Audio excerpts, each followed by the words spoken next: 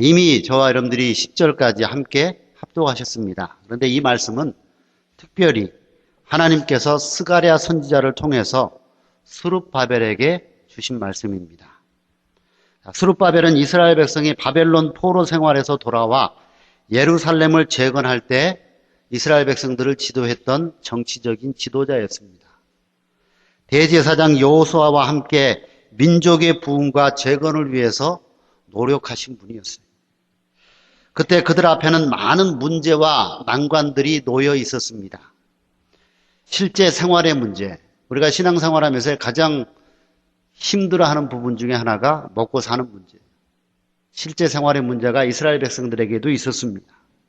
또 의식주에 관한 모든 문제도 포로 생활에서 새로 돌아온 피난 생활로서의 해결해야 될 여러 가지 문제들 중에 하나였어요. 더욱이 미약한 힘으로 큰 열심을 가지고 성전 재건을 시작했는데 여러 가지 부족한 것도 많았지만 원수들이 많이 방해를 합니다. 그래서 부득이 성전 공사도 잠시 중지할 수밖에 없는 상황이었어요. 저도 3년 전에 뭣도 모르고 교회 건축을 시작했다가요. 지금 거의 만 3년이 돼가는데 얼마나 힘든지 몰라요. 교인들 앞에서는 힘든다는 표정, 내색도 못하고 지금까지 끌어왔습니다. 그런데 하나님의 은혜로 이제 입당하는 날을 기다리고 있어요. 다 공사는 다 끝났습니다. 이제 하나님께서 이제 파이널 인스펙션이 끝나면 들어갈 수 있도록 허락해 주실 것 같아요. 근데 하면서 스룹바벨의 이 성전 건축을 참 많이 묵상하면서 기도 많이 했습니다. 하나님, 이 성전 건축 끊이지 아니하고 계속되어서 하나님의 영광을 드러내는 교회가 되게 해 주시옵소서. 근데 저희 교회가 참 무식하면 용감하다고요. 지금까지 쏟아부은 건축비가 100만 불이 훨씬 넘거든요. 근데 30만 불도 채 안 가지고 시작을 했어요. 은행에서는 론도 안 해준다고 합니다. 기도하며 부르짖었더니 하나님께서 그때그때 돕는 손길을 통해서 지금까지 인도해 주셨어요. 아무 빚 없이 이제 건축이 거의 마쳐졌습니다. 자, 이스라엘 백성들도 이러한 때예요. 스룹바벨은 자연히 마음 가운데 번민이 일어나고 상심 가운데 있게 되었습니다. 이때 하나님께서 당시의 선지자로 하나님의 말씀을 전하던 스가랴에게 한 환상을 보여주셨어요. 그의 눈앞에 큰 순금 등대가 보였습니다. 그 등대 위에는 7 등잔이 있었습니다. 7 등잔에는 물론 7 불이 켜 있었습니다. 그리고 7 등잔에 기름을 공급해주는 주발이 있었습니다. 또한 그 주발은 좌우에 선 생생한 2 감람나무에 연결되어 있었습니다. 2 감람나무에서 쉴 새 없이 흘러내리는 기름은 등대 위 주발에 모여들었고 그 주발에서는 7 등잔으로 기름이 흘러내려가서 7 등잔의 불빛은 꺼지지 아니하고 계속해서 성전 안을 비추고 빛나게 하였습니다. 여러분, 이 환상 여러분들 앞에 별로 설명할 필요가 없는 줄 압니다. 여기에 보인 등대는 하나님의 신령한 교회를 상징하는 것입니다. 이 등대 위에 서 있는 7 등불은 교회를 중심으로 해서 나타나는 빛을 의미하고 있는 것입니다. 그래서 교회를 통해서 이 진리의 빛이 끊임없이 빛나는 그 이유는 하나밖에 없어요. 하나님께서 친히 세워주신 사자들을 통해서 그 잔위에 기름이 끊어짐 없이 부어지는 성령의 역사가 있기 때문인 것입니다. 자, 오늘 하나님께서 본문을 통해서 우리에게 말씀하신 것처럼 하나님의 일은 힘으로도 되지 아니하고 능으로도 되지 아니하고 오직 나의 신으로 되느니라. 여러분, 여기에서 힘과 능이라는 말은요, 다 인간에 속한 힘과 인간에 속한 능력을 이야기하는 것입니다. 여러분, 인간에 속하는 무슨 육체의 힘이나 완력, 또 인간에 속하는 어떤 힘이라도 교회의 빛을 밝힐 수가 없어요. 오직 교회를 부흥시켜서 교회를 통하여 진리의 등대에서 밝은 빛이 어두운 세상으로 비치게 하는 그 유일한 힘은 오직 하나님께로부터 직접 내려오신 성령의 능력이라고 말할 수 있는 것입니다. 여러분, 교회를 부흥시키려고 할 때예요, 우리는 신약교회의 생일인 오순절 성령 강림을 깊이 생각해 보아야 합니다. 여러분, 이 교회가 부흥하기를 원하시죠? 차고 넘치기를 원하시죠? 그러면 성령의 임재하심이 반드시 필요한 거예요. 자, 이날 특별히 오순절 성령 강림의 날은 특별히 예수님께서 부활하신 후 50일째 되던 오순절에 성령께서 제자들과 모든 성도들에게 강림하신 것을 기념하는 날입니다. 오순절에 성령께서 강림하신 것은요, 우연한 일이 아니에요. 먼저 하나님의 경륜이 그 배후에 있었습니다. 그리고 인간의 협력과 승복이 또한 따른 것입니다. 여러분, 우리가 다 알다시피 예수님께서 잡히시기 전날 모든 말씀으로 위로도 하시고 또 부탁도 하실 때 한 가지 약속하신 것이 있어요. 그래서 예수께서 이제 곧 그들을 떠나지만 그들로 고아와 같이 외롭게 두지 아니하고 예수님께서 가시면 반드시 보혜사 성령을 보내신다고 약속해 주셨습니다. 이 보혜사는 그들을 떠나지 아니하고 항상 계시리라고 언약하셨어요.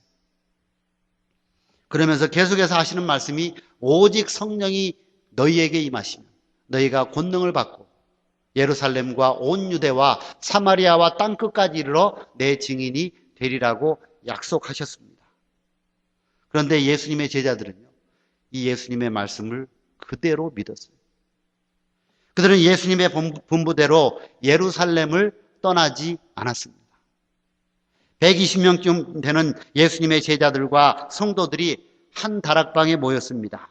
열흘 동안 마음을 같이하여 전혀 기도에 힘썼다고 사도행전 1장 14절에서는 밝히고 있어요.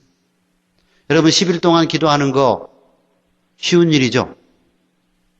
절대로 쉬운 일이 아니에요. 그것도 마음을 같이해서 전혀 기도에 힘쓴다는 거예요. 쉬운 일이 아니에요. 제가 금년에는 건축한다는 핑계로 연초에 기도원에 올라가지 못했는데 보통 다른 해는 연초에 기도원에 올라가서 기도하는 날을 한 2, 3일 잡습니다. 그리고 기도하고 말씀 보는데요. 그 2, 3일 기도하는 것도 힘들어요.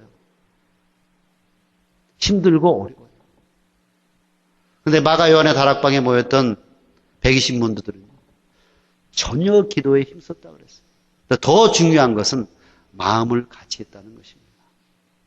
여러분, 이 교회가 부흥되기를 원한다면 여러분들의 마음이 하나가 되어야 돼요. 누구의 마음으로요? 예수 그리스도의 마음으로 하나가 될 때 이 교회는 부흥할 수 있습니다. 그리고 열흘 만에 오순절 날 아침이 되었는데 갑자기 이상한 급하고 강한 바람 같은 소리가 다락방에 가득했습니다. 또한 불의 혀같이 갈라지는 것이 모든 사람 위에 임하게 되었습니다.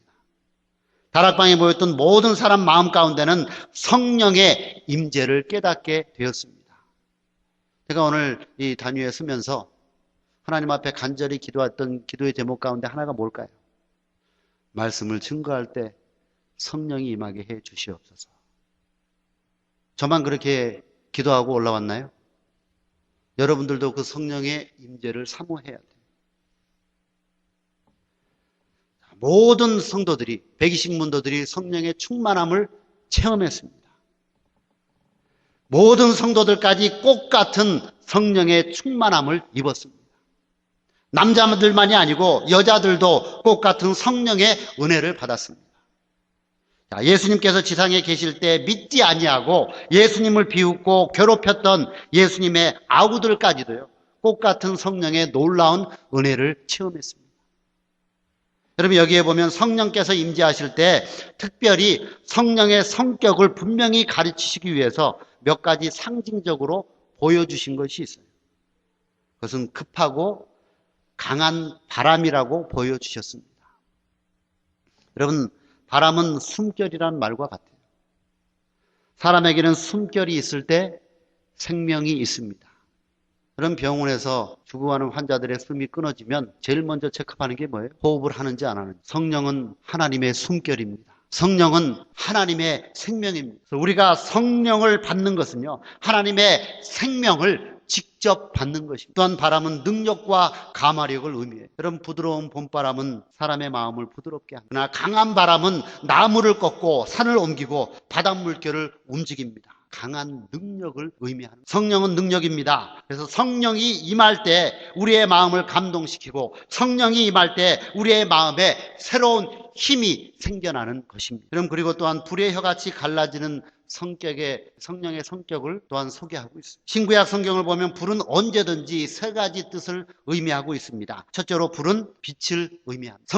성령은 진리의 빛을 우리에게 분명하게 보여주십니다. 그래서 성령께서 오셔서 우리에게 그리스도를 더욱 분명하게 나타내어 주시고, 또 십자가의 구속의 오묘한 진리를 사도들을 통해서 더욱 분명하게 우리에게 제시해 주신 것입니다. 또 두 번째로 불은 언제나 열을 의미합니다. 여러분, 성령이 우리 마음속에 임재하면요, 우리의 심령은 새로운 열을 체험합니다. 뜨거운 마음으로 하나님을 사랑하고, 뜨거운 마음으로 이웃을 사랑하고, 뜨거운 마음으로 예수님과 교회를 사랑하는 것입니다. 세 번째로 불은 언제든지 정결을 의미합니다. 더러운 것을 태워서 깨끗하게 하는 힘이 우리에게 있습니다. 성령께서 우리의 심령에 임재하실 때 온갖 더러운 생각을 불살라 없이 하여 주시고 우리의 마음을 정화해서 거룩하고 깨끗하게 만드는 것입니다. 그런데 이 불이 나타날 때 때로는 혀로서 나타나고, 그때 베드로와 함께 모였던 사람들이 이방의 말, 방언을 능히 할 수 있었던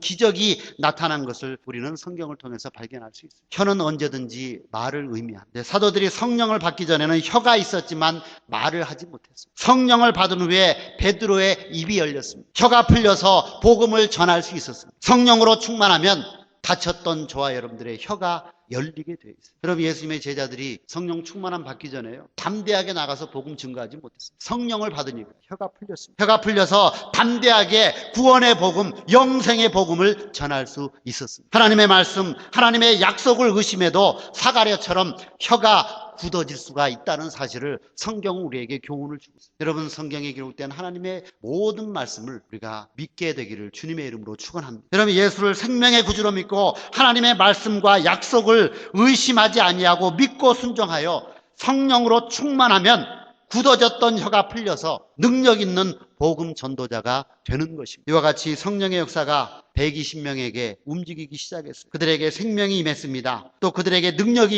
임했습니다. 그들에게 진리의 빛이 되었고, 그들의 마음은 정결해졌고, 그들의 입이 열렸고, 혀가 풀렸고, 그들은 방언을 통해서 온 세계의 복음 전도자가 되기 시작했습니다. 그 결과는 여러 가지로 나타났습니다. 베드로가 한 번 입을 벌릴 때 3,000명이 회개하고 세례를 받았습니다. 저는 이 기사를 볼 때마다요, 하나님 언제 저의 입을 열어서 설교할 때 3,000명이 회개하고 세례받는 그런 역사를 일으켜 주실 것입니까? 기도해요. 한두 명 회개시키기도 힘든데 3,000명씩이나. 베드로가 한 게 아니죠. 하나님께서 베드로를 사용하셔서 성령의 역사가 나타났다는 사실입니다. 여러분, 오순절은 밀을 거두어 하나님께 드리는 맥추절이라고 말을 하는데, 이날 문자 그대로 신령한 곡식을 많이 거두어서 하늘의 곳간에 간직하게 되었습니다. 또한 이와 같은 성령의 역사가 있은 초대교회에서는요, 뜨거운 정열로서 하나님을 사랑하고 사람들을 사랑할 때 피차의 유무상통해서 도와주는 진정한 의미에서 평등사회가 되었습니다. 또한 이와 같은 성령의 역사가 있었으므로 말미암아 그들의 마음 가운데는 기쁨이 충만해져서 가정에서도 떡을 떼어서 기쁨으로 먹으며 언제든지 하나님께 찬송을 드렸다고 성경은 우리에게 증거하고 있습니다. 여러분, 이 일이 오순절에 이것이 성령을 받은 교회의 모습입니다. 이날로서 교회가 탄생했고 이날로서 신약교회가 시작되었습니다. 이날로서 성령 시대가 시작되었습니다. 성령께서는 성령의 사역을 이날 하루만 그친 것이 아니고 교회와 항상 함께 계셨습니다. 어떤 의미에서 교회는 성령의 전입니다. 여러분, 믿는 성도의 육체마다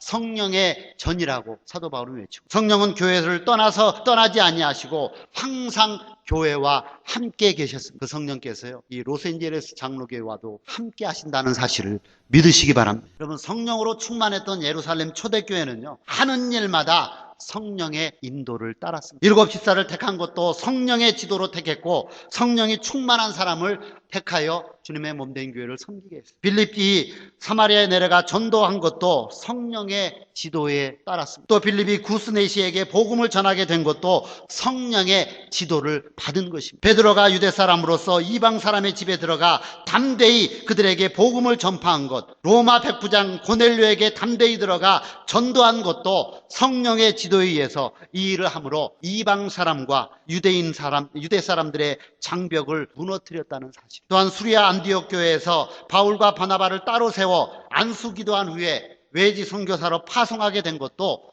온전히 성령의 지도에 의해서 외지 선교 사업을 시작하게 되었던 것입니다.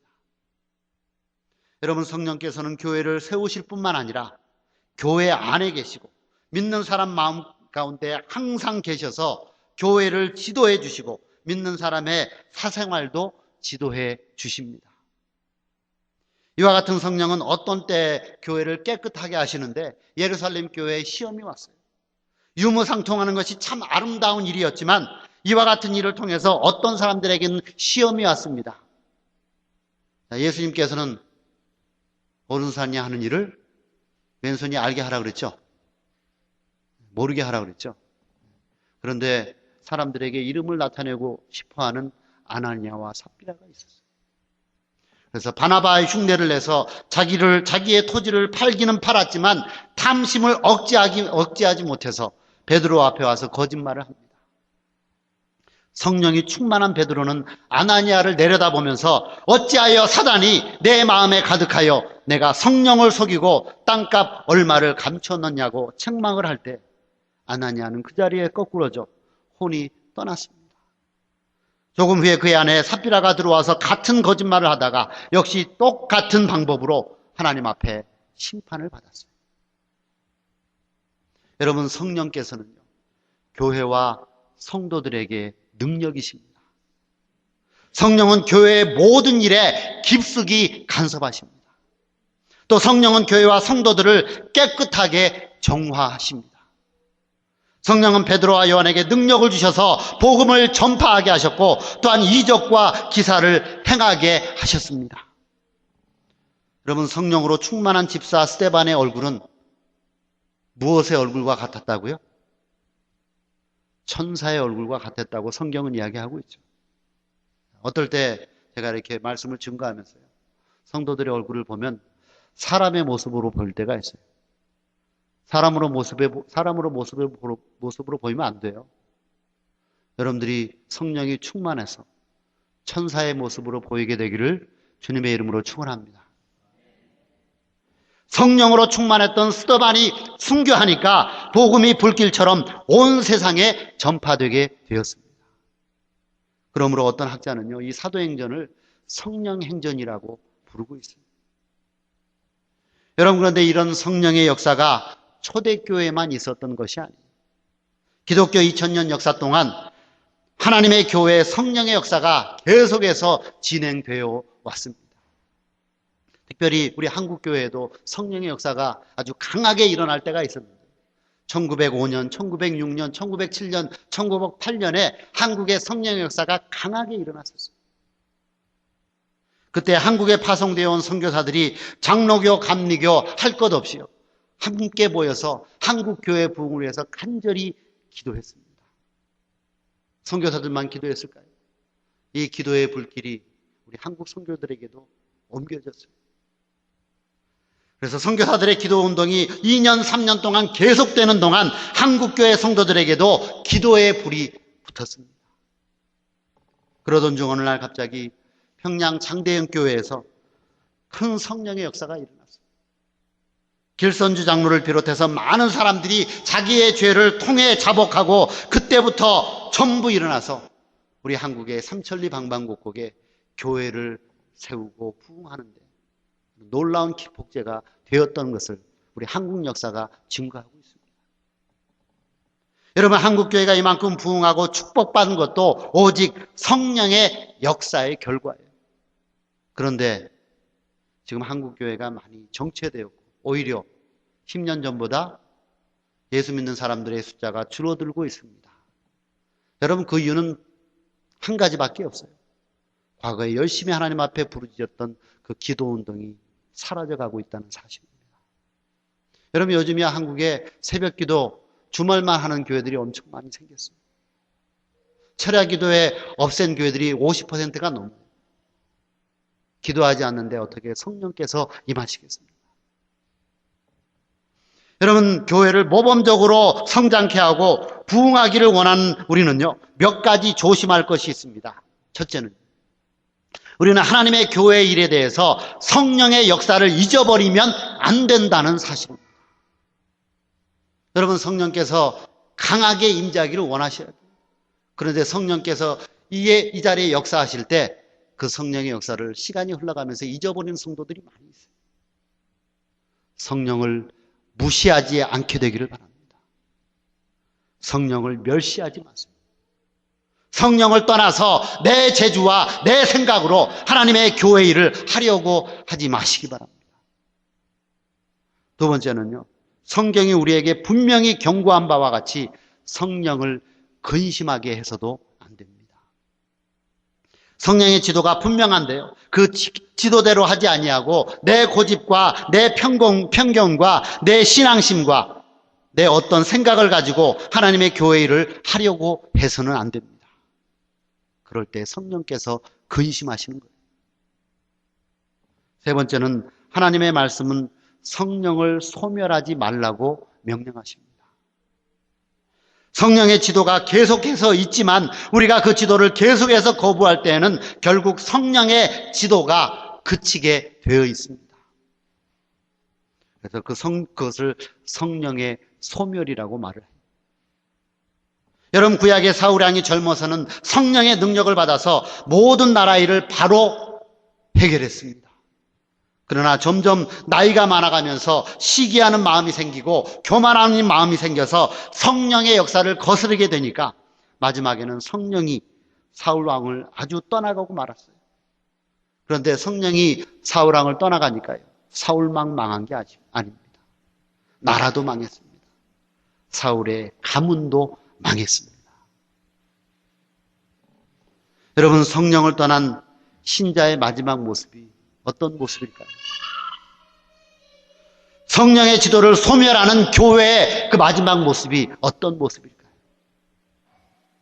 요한계시록에, 오늘 저녁 오후 예배 때 요한계시록 이야기를 잠깐 하겠지만, 요한계시록 이 소아시아 7교회 주님께서 말씀하신 그 내용을 우리가 잘 묵상해 보면요, 소아시아 7교회 중에 남아있는 교회 한 교회도 없어요. 성령을 소멸하면 그런 일이 벌어진다는 사실입니다. 여러분, 이 교회는 더 이상 성령을 근심하게 해서는 안 됩니다. 성령을 소멸해서 안 돼요. 언제든지 성령께 순복해야 됩니다. 여러분, 하나님의 은혜를 받기를 원한다면요, 순종이에요. 성령에 순종하는 거예요. 순종 못하면 뭐 해야 될까요? 순종 못하면 복종해야 돼요. 순종은 내가 기뻐서 하는 거고요, 복종은 기쁘진 않지만 하나님의 명령이기 때문에 억지로라도 하는 것이 복종이에요. 근데 하나님께서 우리에게 요구하시는 것은 이 두 가지입니다. 안 하는 건 아니에요. 해야 돼요. 해야 되는데 순종을 하느냐, 복종을 하느냐.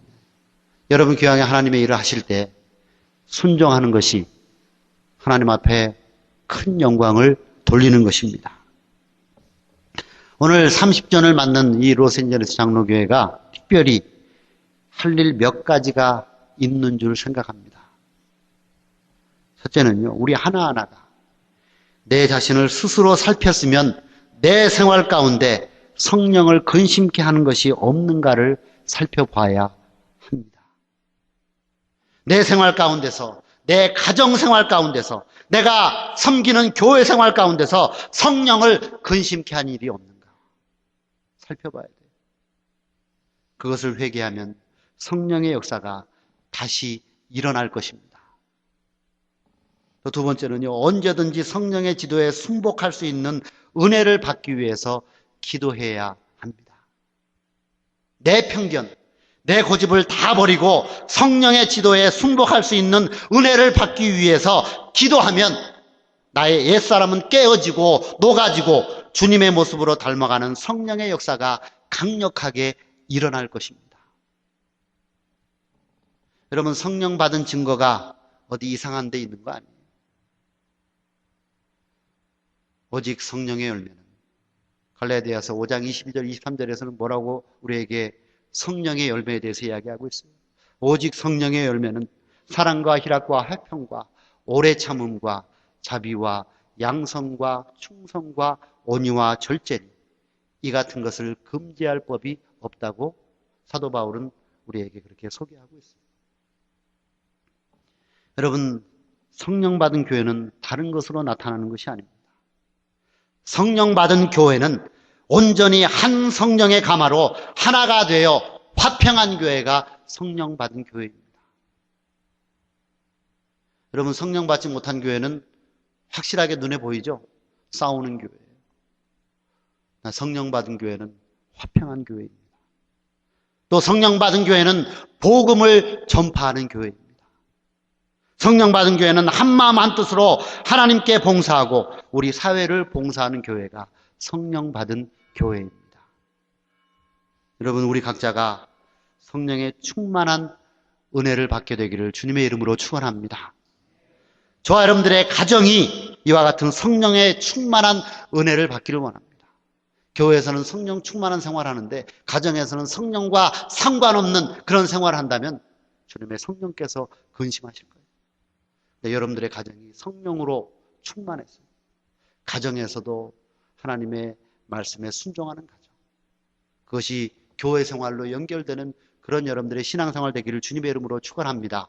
이 교회가 성령의 충만한 은혜를 받도록 힘써 기도함으로 내년 31주년 감사 예배를 드릴 때는 몇 배요? 성경은 우리에게 100배, 60배, 30배라고 말씀하고 있는데 최소한 30배는 돼야 되겠죠. 그렇다고 제가 담임하고 있는 저희 교회는요, 큰 교회가 아니에요. 지금 예배당은 400명 들어가는 교회 예배당을 건축해서 지금 사실 예배 드릴 수도 있어요. 그런데 이제 파이널을 받지 못해서 예배를 못 드리고 있지만 지금 저희 교회에 출석 성도들은 한 50명 정도밖에 안. 목사님 많이 위로를 받으시기 바랍니다. 50명도 안 되는 성도들이 기도하면서요, 그 큰 성전 건축의 사명을 감당했어요. 근데 저희 교회에 사업하는 분도 없어요. 80%가 은퇴하신 어르신들입니다. 제가 그분들에게 항상 이렇게 격려하면서 하신 말씀이 있어요. 모세는 80부터 하나님의 일을 시작했습니다. 여러분들 은퇴하셨다고, 세상에서는 은퇴하셨다고 일을 놓으실 것이 아니라 80부터 새롭게 교회를 시작하시기 바랍니다. 그럼 그런 분들이 앞장서서 성전 건축의 사명을 감당했어요. 자신들의 힘과 능력으로 했을까요? 감당할 수 있는 힘과 능력은 없어요. 가장 많이 하신 것이 기도예요. 그러면 이 교회가 부흥되기를 원하시죠? 가장 많이 기도하세요. 그러면 성령이 임하십니다. 성령께서 역사하십니다. 그래서 내년에는 최소한 몇 배라고요? 30배, 보통 60배, 아니면 하나님께서 정말 역사하셔서 100배의 풍성한 결실을 맺는 그런 역사가 있게 되기를 주님의 이름으로 축원합니다.